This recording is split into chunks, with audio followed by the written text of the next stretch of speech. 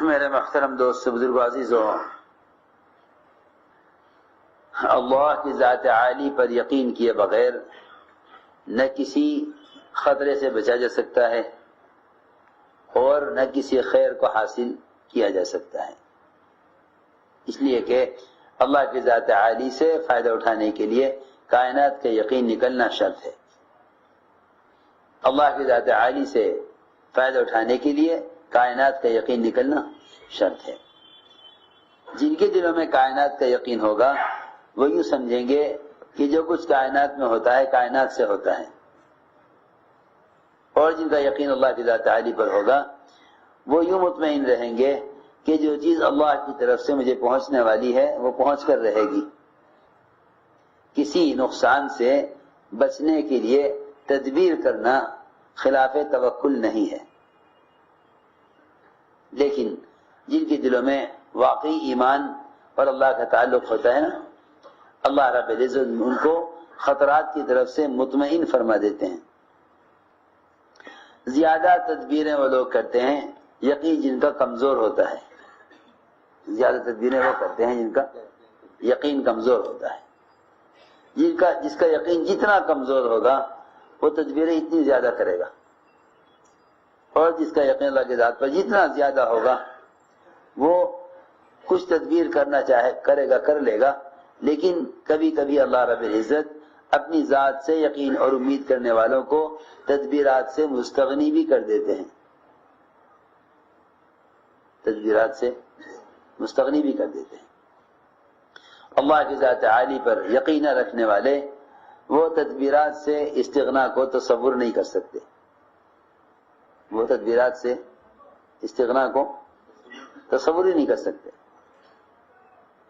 اللہ کی ذات عالی پر یقین رکھنے والے وہ تدبیرات سے استغنا کو تصور بھی نہیں کر سکتے، وہ سمجھتے ہیں کہ تدابیر سے مستغنی نہیں ہو سکتے، حالانکہ اللہ تعالیٰ اپنے تعلق والوں کو تدابیر سے بھی مستغنی کر دیتے ہیں۔ اللہ اپنی ذات پر یقین رکھنے والوں کو تدابیر سے بھی مستغنی کر دیتے ہیں۔ اور کبھی کبھی انبیاء علیہ السلام بھی اس لیے تدابیر اختیار کرتے ہیں اور بھی تدابیر میں بعض مرتبہ ناکام بھی ہو جاتے ہیں، تدابیر میں انبیاء علیہ السلام ناکام بھی ہو جاتے ہیں، وہ اس لیے تاکہ دیکھنے والے یہ نہ سمجھیں کہ ان کے ہاتھ میں کچھ ہے۔ اللہ تعالیٰ انبیاء علیہ السلام کو ان کی تدابیر میں اپنے تعارف کے لیے بھی ناکام کرتے ہیں اور ان کو ان کی بغیر تدابیر کے بھی کامیاب کرتے ہیں۔ دونوں طرح اللہ تعالیٰ ایک راستے سے اپنے تعارف کراتے ہیں کہ ہم کرنے والے ہیں، اور ایک راستے معجزات کے ذریعے انبیاء کا تعارف کراتے ہیں کہ ہماری طرف سے بھیجے ہوئے ہیں، اس لیے معجزات سے انبیاء کا تعارف ہوتا ہے۔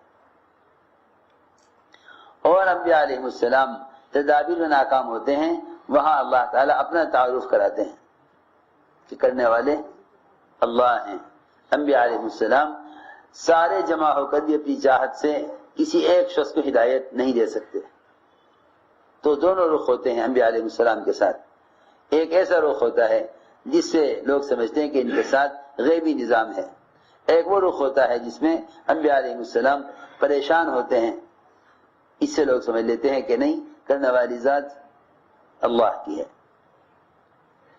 تو اللہ کی ذات عالی پر جس حضور اکرم صلی اللہ علیہ وسلم توکل فرماتے تھے، اللہ اپنے صحابہ حضور اکرم صلی اللہ علیہ وسلم اپنے صحابہ کو توکل سکھلاتے بھی تھے۔ صحابہ کو توکل دیکھو، یاد رکھنا، توکل کے سیکھنے کا سب سے آسان راستہ یہ ہے کہ مخلوق سے سوال کرنا حرام کر لو۔ مخلوق سے جتنا زیادہ استغنا ہوگا اتنا توکل پیدا ہوگا، اتنا توکل جتنا مخلوق سے استغنا ہوگا اتنا توکل پیدا ہوگا۔ تو جتنا بھی اللہ کے غیر سے امید رکھی جائے گی اتنا ہی یقین بگڑتا جائے گا، اتنا یقین بگڑتا جائے گا جتنا اللہ کے غیر سے۔ اس لیے جو چیز اللہ تعالیٰ کی طرف سے آنی مقدر ہو جائے اس پر راضی ہو جاؤ، اس پر راضی ہو جاؤ۔ پیش آنے والے حوادث کا کسی کو الزام دینا یہ بھی اللہ سے تعلق کی کمی ہے. بھئی اللہ تعالیٰ نے یوں چاہا تھا یوں ہو گیا. اللہ چاہتے تو یوں نہ ہوتا، کیونکہ اللہ نے چاہا تھا اس لیے ایسا ہو گیا. جب بھی عائشہ رضی اللہ عنہ کسی بات کے بارے میں فرماتی کہ اگر یوں نہ ہوتا تو یوں ہو جاتا، آپ اے عائشہ اگر تو نے ایسا کہا تو تو نے شیطان کا دروازہ کھول دیا. یہ نہ کہو کہ یوں ہوتا تو یوں ہو جاتا. فرماتے کہ اگر اللہ چاہتے ایسا ہونا تو ایسا ہو جاتا. جب اللہ نے نہیں چاہا تو ایسا نہیں ہوا. یعلا ابن مرہ کہتے ہیں کہ علی رضی اللہ تعالی عنہ رات کو نکلے مسجد کی طرف، مسجد میں نوافل پڑھنے کے لیے. ہم نے دیکھا کہ علی اکیلے ہیں، کہیں دشمن حملہ نہ کر دے یا کوئی بات پیش نہ آ جائے. ہم ان کی حراست کے لیے، نگرانی کے لیے، چوکیداری کے لیے بیٹھ گئے. جب آپ فارغ ہوئے جماعت سے تو ہمارے پاس آئے. فرمایا کیوں بیٹھے ہو؟ ہم نے کہا کہ ہم آپ کی حفاظت کے لیے بیٹھے ہیں. فرمایا کہ یہ تو بتلاؤ کہ آسمان والوں سے حفاظت کے لیے بیٹھے ہو یا زمین والوں سے حفاظت کے لیے بیٹھے ہو؟ حفاظت کس سے کرنا چاہتے ہو؟ آسمان والوں سے یا زمین والوں سے؟ وہ ظاہر بات ہے کہ آسمان والوں سے کون حفاظت کر سکتا ہے؟ ہم نے کہا کہ نہیں جی، آسمان والوں سے کیا حفاظت کریں گے ہم تو زمین والوں سے حفاظت کرنے کے لیے آئے ہیں. فرمایا کہ زمین پر اس وقت تک کوئی چھوٹے سے چھوٹا امر بھی پیش نہیں آتا جب تک اس کا آسمان میں فیصلہ نہ ہو جائے. زمین پر کوئی چھوٹے سے چھوٹا امر پیش نہیں آتا جب تک اس کا آسمان میں فیصلہ نہ ہو جائے. اور ہر شخص پر اللہ تعالی کی طرف سے 2 فرشتے ہر وقت اس کے ساتھ ہیں جو اس کے اوپر سے ہر آنے والی بلا کو دور کرتے ہیں اور روکتے ہیں اور جو حفاظت کرتے ہیں. یہاں تک کہ جب اللہ تعالی کی طرف سے کسی چیز کا آنا مقدر ہو جاتا ہے تو یہ دونوں فرشتے اس کو چھوڑ کر الگ ہو جاتے ہیں اور اس کے اور تقدیر کے درمیان سے نکل جاتے ہیں. اور اللہ تعالی کی طرف سے میرے پاس تو ایک مضبوط ڈھال ہے، اور وہ ڈھال کیا ہے کہ وہ ڈھال میرا وقت ہے. جب وقت آ جائے گا تو یہ ڈھال مجھ سے ہٹا دی جائے گی. اور فرمایا کہ کوئی شخص اس وقت تک ایمان کا مزہ چکھ نہیں سکتا یہاں تک کہ وہ اس کا یقین کر لے کہ جو چیز کو پیش آئی ہے وہ اس سے چوکنے والی نہیں تھی، اور جو اس سے چوک گئی ہے وہ اس کو ملنے والی نہیں تھی. اور قتادہ فرماتے ہیں حضرت قتادہ رضی اللہ تعالیٰ عنہ کہ آخری رات جو علی پر آئی ہے وہ اس رات میں بے چین اور پریشان پھر رہے تھے. گھر والوں کو ان کی اس کیفیت سے شک ہوا تو آپس میں گھر والے چپ کے باتیں کرنے لگے، یہاں تک کہ سب نے اکٹھا ہو کر حضرت علی سے درخواست کی اور ان کو اللہ کا واسطہ دیا کہ آپ اپنے حفاظت کی فکر کریں. فرمایا کہ ہر بندے کے اوپر اللہ کی طرف سے 2 فرشتے ہر وقت اس کی حفاظت کے لیے اللہ کی طرف سے متعین ہیں جب تک اس کا اللہ کی طرف سے ہی فیصلہ نہ ہو جاوے. اور جب اللہ کی طرف سے تقدیر کا لکھا ہوا آ جاتا ہے تو وہ فرشتے اس کے اور تقدیر کے درمیان سے ہٹ جاتے ہیں. چنانچہ علی نکلے مسیح کی طرف اور حضرت علی کو شہید کر دیا گیا. قبیلہ مراد کا تھا قاتل. حضرت رضی اللہ تعالیٰ اپنے قاتل کو دیکھ کر فرمایا کرتے تھے، قبیلہ مراد کا تھا قاتل، آپ اس کو دیکھ کر فرمایا کرتے تھے. پہچانتے تھے اس کو پہچانتے تھے. فرمایا کہ اس کو دیکھ کر اريد حباءه ويريد قتلي، اريد حباءه ويريد قتلي عذيرك من خليلك من مرادي، کہ میں تو اس کو تحفے دینا چاہتا ہوں اور وہ مجھے قتل کرنا چاہتا ہے، اور میں جانتا ہوں کہ وہ قبیلہ مراد کے کس خاندان کے کس گھرانے کا کس کے باپ کا بیٹا ہے، میں اس کے سارے نسب سے واقف ہوں.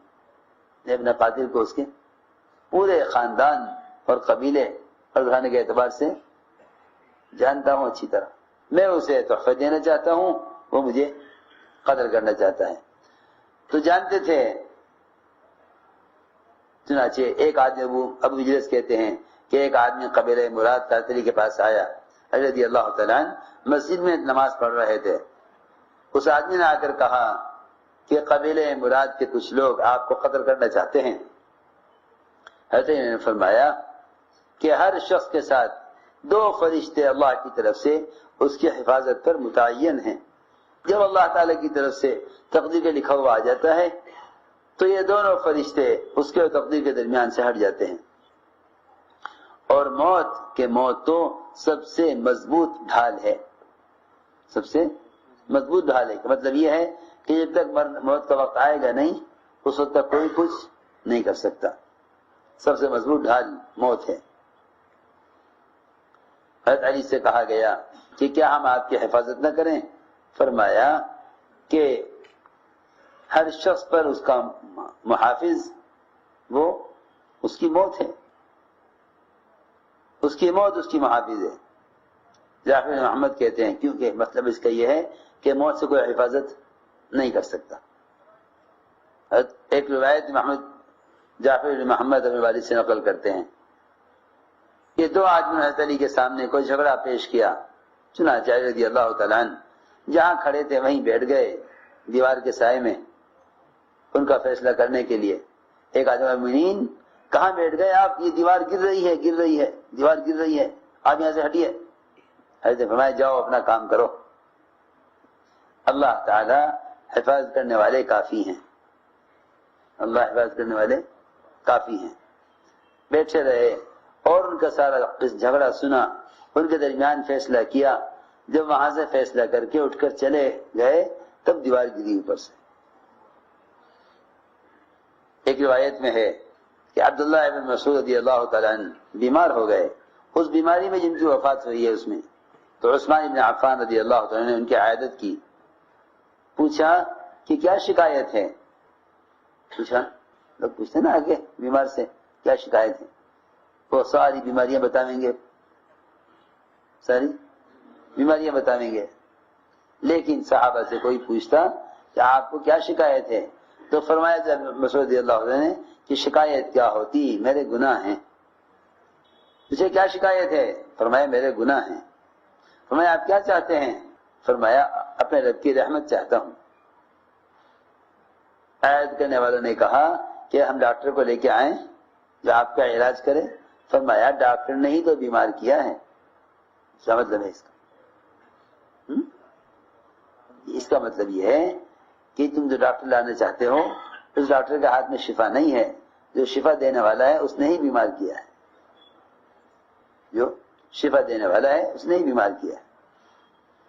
فرمایا انہوں نے عرض کیا کہ کیا ہم آپ کے لیے بیت المال سے کچھ مال آپ کے لیے، آپ کے گھر والوں کے لیے اس کے لیے انتظام کرا دیں، یا ایک روایت میں یہ بھی ہے کہ آپ کے لیے کوئی زمین الاٹ کر دیں؟ فرمایا نہیں، مجھے اس کی حاجت نہیں ہے۔ لوگوں نے کہا کہ آپ کے بعد آپ کی بیٹیوں میں کام آئے گی۔ فرمایا کیا تو میری بیٹیوں کے بارے میں فقر کا اندیشہ ہے؟ میں نے اپنی بیٹیوں کو ہر رات سورہ واقعہ پڑھنے کا حکم کیا ہوا ہے، میں نے اپنی بیٹیوں کو ہر رات سورہ واقعہ پڑھنے کا حکم کیا ہوا ہے۔ یقینی بات ہے کہ انہیں کبھی فاقہ پیش نہیں آئے گا۔